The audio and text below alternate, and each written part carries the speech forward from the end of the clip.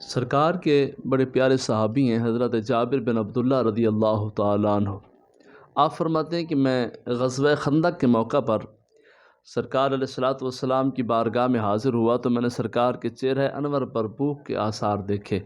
آپ فرماتے ہیں میں گھر آیا اور آ کر میں نے اپنی زوجہ محترمہ کو یہ بات بتائی کہ ہمارے گھر میں کوئی چیز موجود ہے۔ فرمایا آج اس انداز سے پوچھنے کی کیا وجہ ہے؟ فرمایا میرا دل چاہتا ہے، میرا دل کرتا ہے کہ میں حضور کے لیے دعوت کا اہتمام کروں، سرکار کے لیے لنگر کا اہتمام کروں۔ آپ فرماتی ہیں کہ ہمارے گھر میں ایک چھوٹا سا بکری کا بچہ موجود ہے، کچھ جو موجود ہیں، تو آپ فرماتے ہیں کہ میں بکری کے بچے کو ذبح کرتا ہوں، آپ جو ہے یہ جووں کا آٹا تیار کر لیں، ہم نبی پاک صلی اللہ علیہ وسلم کے لیے دعوت کا اہتمام کرتے ہیں۔ تو احباب ذی وقار، اب حضرت جابر بن عبداللہ رضی اللہ تعالیٰ عنہ فرماتے ہیں میں نے چھری اٹھائی اور رسی لی، میں نے بکری کے بچے کو ذبح کیا، ذبح کرنے کے بعد جب گوشت بنا لیا، میری گھر والی نے جناب جووں کا آٹا بنایا تو میرے دو شہزادے یہ سارا منظر اپنی آنکھوں سے دیکھ رہے تھے۔ آپ فرماتے ہیں میں سرکار صلی اللہ علیہ وسلم کی مقدس بارگاہ میں حاضر ہوا اور میں نے سرکار کے کان مبارک کے ساتھ اپنا منہ لگایا اور میں نے عرضی پیش کی، حضور میں نے آپ کے لیے دعوت کا اہتمام کیا ہے۔ تو سرکار نے فرمایا کہ جابر اونچا اعلان کرو، بلند آواز سے اعلان کرو۔ تو کہتے ہیں کہ میں نے جناب بلند آواز سے میں حضور کی بارگاہ میں عرضی پیش کرتا، حضور آپ کے لیے دعوت کا اہتمام کیا ہے۔ تو سرکار فرماتے بلند آواز سے اعلان کرو۔ تو آپ فرماتے ہیں کہ میں نے اپنی گھر والی کو بتایا کہ میں تو سرکار کی بارگاہ میں یہ عرضی پیش کرتا تھا کہ حضور آپ کے لیے دعوت کا اہتمام کیا ہے۔ تو سرکار فرماتے بلند آواز سے اعلان کرو۔ تو گھر والی بھی سرکار کی صحابیہ تھی، غلامہ تھی، فرماتی ہیں یہ بتاؤ کہ بلند آواز سے اعلان کس نے کروایا؟ تو فرمایا نبی پاک نے بلند آواز سے اعلان کروایا ہے۔ تو آپ فرماتی ہیں اگر بلند آواز سے آمنہ کے لال نے اعلان فرمایا تو پھر لنگر بھی آپ خود پورا کر کے دکھائیں گے۔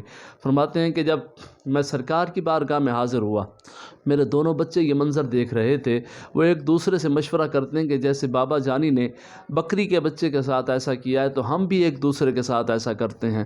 تو احباب ذی وقار، ایک بھائی نے چھری اٹھائی، دوسرے نے رسی اٹھائی، ایک نے جناب اپنے بھائی کے ہاتھ باندھے اور چھری چلائی، گردن تن سے جدا ہو گئی۔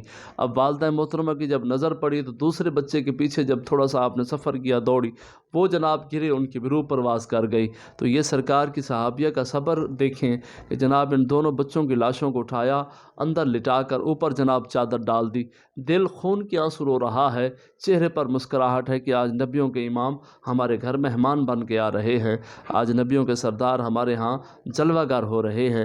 جب سرکار صلی اللہ علیہ وسلم اپنے صحابہ پاک کے ساتھ حضرت جابر بن عبداللہ رضی اللہ تعالیٰ عنہ کے گھر تشریف لائے، لنگر سامنے ہے، کھانا سامنے ہے، تو اب سرکار علیہ الصلوۃ والسلام نے مہربانی فرمائی، ارادہ فرمایا کہ میں لنگر تقسیم کروں، اپنے صحابہ پاک کو جناب لنگر دوں۔ تو اللہ تعالیٰ نے فرمایا جبرائیل جی رب جلیل، فرمایا جلدی جاؤ، میرے محبوب کو سلام بھی دو، ساتھ پیغام بھی دو۔ یا اللہ سلام کے بعد پیغام کیا دینا ہے؟ فرمایا کہ محبوب کو پیغام یہ دو کہ جابر کو بچوں کو اپنے ساتھ بٹھا کر کھانا کھلائیں، لنگر کھلائیں۔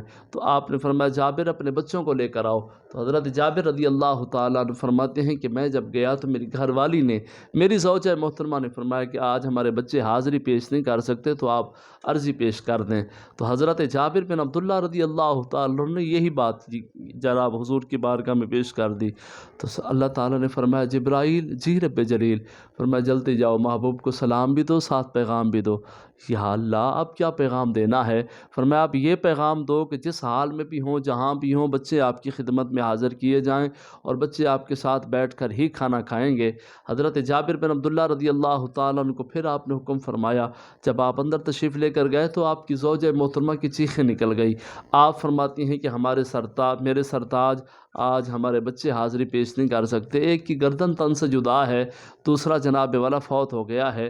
تو حضرت جابر رضی اللہ تعالیٰ عنہ نے دونوں بچوں کو اٹھا کر حضور کی مقدس بارگاہ میں پیش کر دیا۔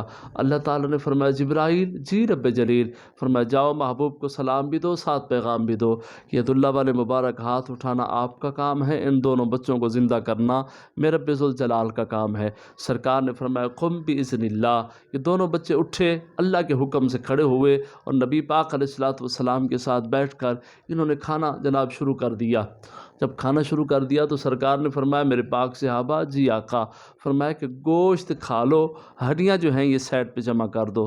حضور سرکار نے فرمایا میں یہی تو بتانا چاہتا ہوں کہ اللہ تبارک و تعالیٰ کی ذات نے میرے ہاتھوں پر کتنی برکتیں رکھی ہیں۔ تو سرکار علیہ الصلوۃ والسلام کے غلاموں، جب سرکار کے غلاموں نے لنگر تناول فرما لیا، گوشت کھا لیا، ہڈیاں جمع ہو گئیں، تو حضور نے ہڈیوں کے اوپر ید اللہ والا مبارک ہاتھ رکھ کے فرمایا قم باذن اللہ، اٹھ اللہ کے حکم سے۔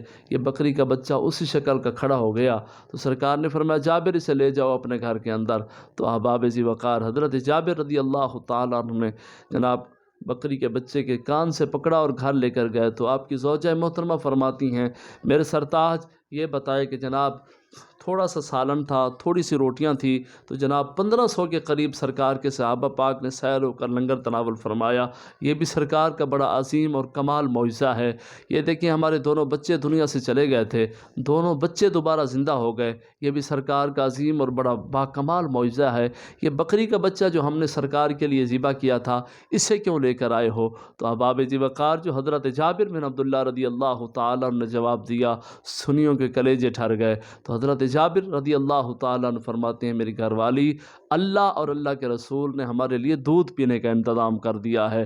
تو احباب ذی وقار میرے نبی مکرم صلی اللہ تعالیٰ علیہ وسلم کے ید اللہ والے مبارک ہاتھ جہاں لگ جاتے ہیں اللہ تبارک و تعالیٰ برکت ڈال دیتا ہے۔